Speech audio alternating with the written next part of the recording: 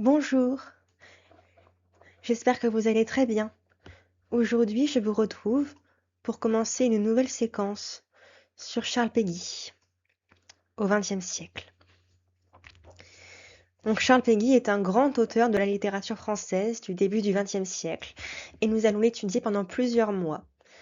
Je sais que certains ne sont pas très intéressés par cela et n'aiment pas trop, mais je trouve que c'est important que je l'évoque dans ma chaîne parce que c'est un grand auteur et il a fait beaucoup de choses dans la littérature. Et donc, c'est pourquoi je voudrais commencer cette séquence et elle durera environ plusieurs mois jusqu'à cet été.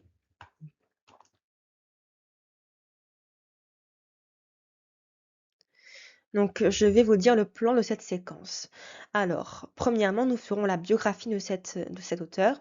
Donc, ça sera assez court, hein, ça durera un seul mois. Et puis après, en février, nous travaillerons la poésie de Charles Péguy et nous verrons qu'il y a plusieurs types de poésie, notamment avec premièrement celle des mystères que nous travaillerons entre février et mi-mars, avec Jeanne d'Arc évidemment. Puis nous travaillerons les tapisseries entre mi-mars et mai 2026 au printemps 2026.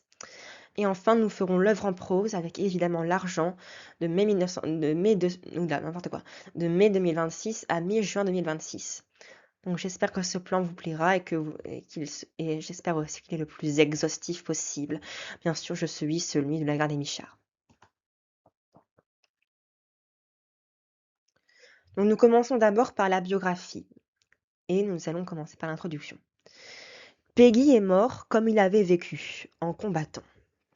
Poète, penseur, publiciste et polémiste, il se dévoua de tout son être aux causes qu'il avait qu'embrassées, que ce fût la défense de la justice et de la vérité, en la personne de Dreyfus, le socialisme humanitaire, le patriotisme ou la foi catholique.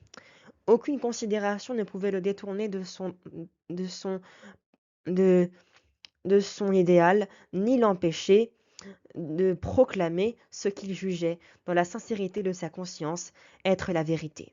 La mort l'a frappé en pleine maturité, en pleine période d'activité créatrice. Aussi pouvons-nous rêver tristement aux œuvres à naître dont sa fin prématurée nous prive à jamais. C'est triste. Pourtant, cette mort ne fut pas un événement absurde, elle vint couronner son destin comme un accomplissement. Prévoyant la guerre inévitable, Péguy avait dès longtemps pressenti et accepté son sort. Il était prêt au sacrifice dont il mesurait et le poids et le prix. Sa vie, son œuvre et sa mort sont inséparables. Elles prennent leur sens l'une par rapport à l'autre et constituent les aspects complémentaires d'un seul et même témoignage. Il avait médité la parole du Christ. Il n'est pas de plus grande preuve d'amour que de donner sa vie pour ceux qu'on aime. Et il écrivait lui-même, la seule force, la seule valeur, la seule dignité de tout, c'est d'être aimé, notre jeunesse. Ouvrage de Charles Péguy. Ainsi, son œuvre et son art échappent aux critères littéraires habituels. À lui, plus qu'à tout autre, s'appliquerait la célèbre remarque de Pascal, car lire un texte de Péguy, ce n'est pas rencontrer un auteur, mais un homme.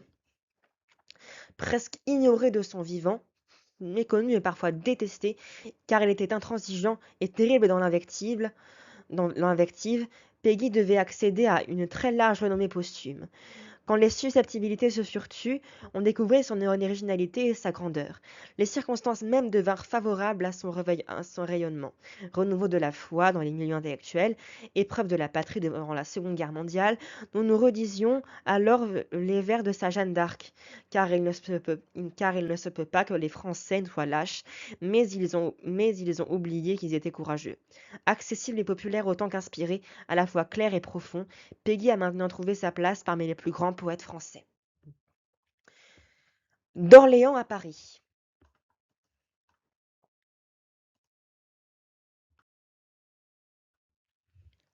L'enfance.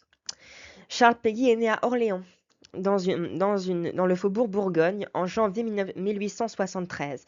Fils d'un ouvrier menuisier et d'une rempailleuse de chaises, c'est un authentique enfant du peuple.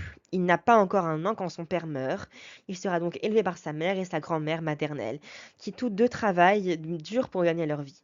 Avant même d'aller en classe, le petit Charles apprend au foyer le culte du travail bien fait. J'aimais travailler bien, j'aimais travailler vite, j'aimais travailler beaucoup. Pierre, commencement d'une vie bourgeoise. Enfant sérieux et ardent, il s'imprègne profondément des divers enseignements qu'il reçoit et y adhère avec une foi solide, qu'il s'agisse de l'instruction primaire, du catéchisme ou des leçons de milieu où il grandit. Sentiment démocratique et aussi désir de s'élever par le labeur et l'instruction. Sa grand-mère ne savait pas lire. Honneur populaire, patriotisme des années qui ont suivi de la défaite, son père, comme mobile du Loiret, avait participé à la défense de Paris. Dès l'enfance, c'est ce qui ainsi les traits qui domineront sa pensée, son action et son œuvre. L'orientation. En 1880, il entre à l'école annexe de l'école normale du Loiret. Puis, grâce au directeur de l'école normale, Monsieur Naudy, qui a discerné ses dons, il peut poursuivre ses études avec une bourse au lycée d'Orléans. Tournant décisif dans sa vie, il le soulignera lui-même. C'est un excellent élève qui s'émerveille de découvrir le latin et remporte tous les prix. Je vous lirai la suite dans 4 jours. Merci d'avoir regardé. Au revoir.